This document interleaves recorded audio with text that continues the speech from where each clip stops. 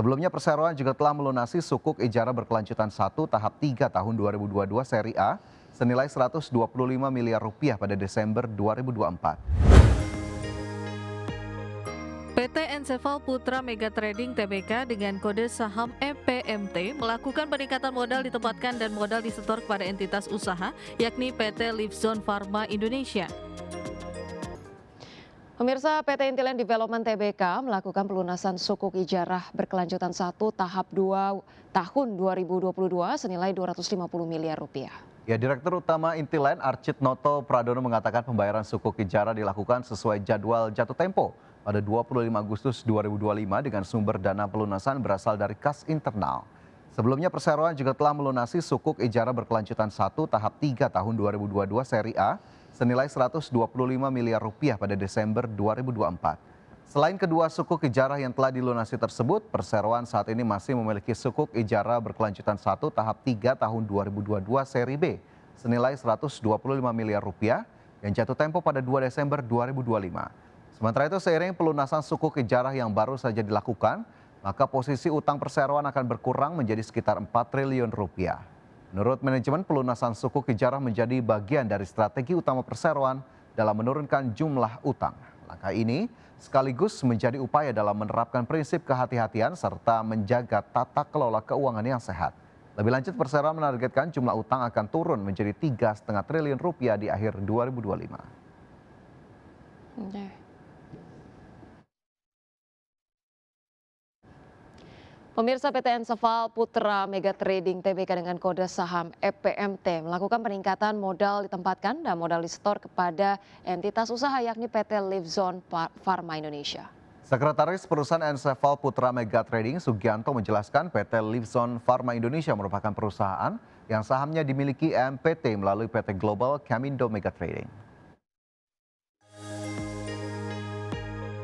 PT Enseval Putra Mega Trading Tbk dengan kode saham EPMT melakukan peningkatan modal ditempatkan dan modal disetor kepada entitas usaha, yakni PT Livzone Pharma Indonesia. Sekretaris Perusahaan Enseval Putra Mega Trading Sugianto menjelaskan, PT Livzone Pharma Indonesia merupakan perusahaan yang sahamnya dimiliki perusahaan melalui PT Global Camindo Mega Trading. Secara langsung PT Global Camindo Mega Trading memiliki 63.304 saham di Livzone dan sisanya dimiliki oleh PT Lian SGP Holding Pte Ltd sebanyak 261 hingga 218 saham dengan masing-masing saham bernilai nominal 1 juta rupiah. Dengan demikian total nilai nominal saham seluruhnya mencapai 326,52 miliar rupiah. Perseroan dan Lian SGP Holding sepakat untuk meningkatkan modal dasar menjadi 653,04 miliar rupiah. Sehingga setelah adanya peningkatan modal, komposisi kepemilikan saham Global Camindo Mega Trading meningkat menjadi 130.608 saham dengan nominal 130,6 miliar rupiah. Sementara kepemilikan saham Lian SGP Holding menjadi 522.432 saham senilai 522,43 miliar rupiah.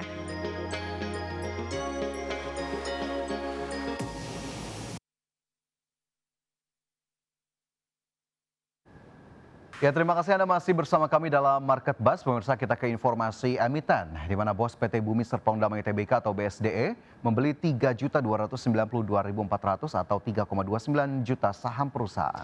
Ya, Wakil Presiden Direktur BSDE Michael Wijaya menambah kepemilikannya di saham BSDE. Transaksi tersebut dilakukan pada tanggal 19 Agustus 2025 dan saham yang dibeli ini merupakan saham biasa. Bos PT Bumi Serpong Damai Tbk atau BSDE membeli 3.292.400 alias 3,29 juta saham perusahaan. Wakil Presiden Direktur BSDE Michael Wijaya menambah kepemilikannya di saham BSDE. Transaksi tersebut dilakukan pada tanggal 19 Agustus 2025 dan saham yang dibeli ini merupakan saham biasa. Melansir keterbukaan informasi tanggal 26 Agustus 2025, Michael melakukan pembelian dengan harga rata-rata Rp911,19 per saham. Artinya, total transaksi Michael sekitar Rp3 miliar. Sebelum transaksi, Michael memiliki 9.830.700 atau 9,83 juta saham BSDE yang setara dengan 0,04% dari total saham perusahaan. Setelah transaksi, kepemilikannya menjadi 13.123.100 alias 13,12 juta saham yang setara dengan 0,06% dari total saham perusahaan. Berbagai sumber IDX Channel. Ya, pemirsa, kinerja PT Semen Indonesia Tbk atau SMGR tertekan di semester pertama tahun ini. Ya, pendapatan dan laba bersih perseroan turun tajam seiring lesunya permintaan semen domestik. Kinerja PT Semen Indonesia Tbk tertekan di semester pertama tahun ini. Pendapatan dan laba bersih perseroan turun tajam seiring lesunya permintaan semen domestik. Berdasarkan laporan keuangan pada semester pertama 2025, perseroan membukukan penurunan pendapatan 5% secara tahunan menjadi 15,6 triliun rupiah. Laba bersih juga turun 92% secara tahunan menjadi hanya 40 miliar rupiah. Dan pada kuartal kedua, perseroan bahkan mengalami rugi bersih 2,6 miliar rupiah. Analis menyebut kinerja lesu dipicu permintaan domestik yang turun 3,1% secara tahunan menjadi 27,16 juta ton. Permintaan semen curah turun 10,2% dengan koreksi terdalam di luar Jawa sebesar 22,2%. Perseroan juga kehilangan pangsa pasar hingga 2,9% untuk semen sak dan 2% untuk semen curah. Meski demikian, anggaran infrastruktur dan ekspor dinilai menjadi penopang pemulihan di semester kedua. Ekspor naik hampir 25% secara tahunan, didorong permintaan Bangladesh dan Amerika Serikat. Berbagai sumber IDX Channel. Ya, pemirsa, terima kasih Anda masih bersama kami di Market Pass. Pemirsa, indeks harga saham gabungan atau IHSG ditutup melemah terbatas dan mampu bertahan di level 7.900-an di Selasa, pemirsa, di mana IHSG terbebani oleh pelemahan saham BBCA. Sementara saham DSSA menjadi penopang utama IHSG dari kejatuhan dalam. Indeks harga saham gabungan atau IHSG ditutup di zona merah di perdagangan Selasa. Mengutip data Bursa Efek Indonesia, IHSG turun 0,27% ke level 7.905,75. Secara intraday, IHSG berhasil memangkas pelemahan usai tertekan hingga ke level 7.881,209 secara intraday. Sektor barang baku turun paling dalam di 1,43%, sektor properti dan real estate melemah 1,38%, sektor keuangan tertekan 0,69%, dan sektor barang konsumer primer terdepresiasi 0,61%.